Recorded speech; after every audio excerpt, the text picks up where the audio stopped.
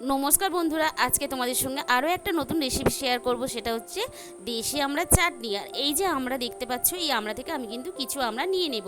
আর দেখতেই পাচ্ছ তোমরা, আমি আমড়াগুলো মাঝখান থেকে কেটে নিচ্ছি। এই আমড়া কিন্তু এই গরমের সময় খাওয়া খুবই উপকারী। এই আমড়া কিন্তু শুধু চাটনি খাওয়া যায় তা না, এগুলো ডাল দিয়েও খাওয়া যায়। তোমরা সবাই জানো আমার মতন যারা গ্রামে থাকো।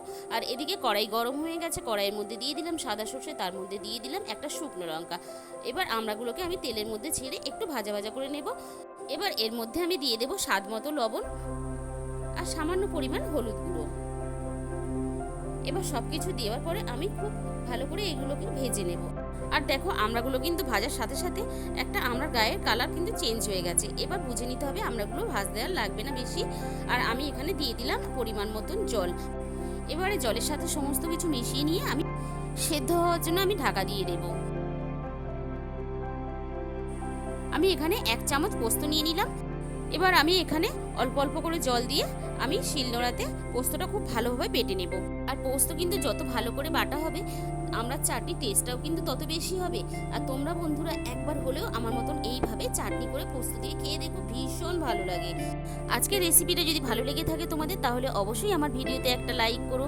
আর আমার নতুন বন্ধুদের কাছে আমার অনুরোধ রইল আমার চ্যানেলটাকে সাবস্ক্রাইব করার জন্য। আর পাশে থাকা বেল আইকনটা ক্লিক করো, যাতে সবার আগে তোমার কাছে পৌঁছে যায় আমার নতুন ভিডিও।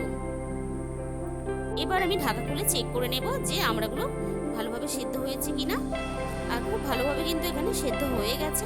আর আমি এখানে দিয়ে দিলাম স্বাদ মতো চিনি। আমড়ার চাটনিটা কিন্তু আমি খুব বেশি ঘন করব না, কারণ আমার ছেলে একটু পাতলা ঝোল খেতে পছন্দ করে। এবার আমি এখানে দিয়ে দেবো পোস্ত বাটা। আর তোমাদের যদি কারোর একটু গাঢ় চাটনি পছন্দ হয়, তাহলে কিন্তু তোমরা গাঢ়ভাবেও এটা করে নামিয়ে নিতে পারো।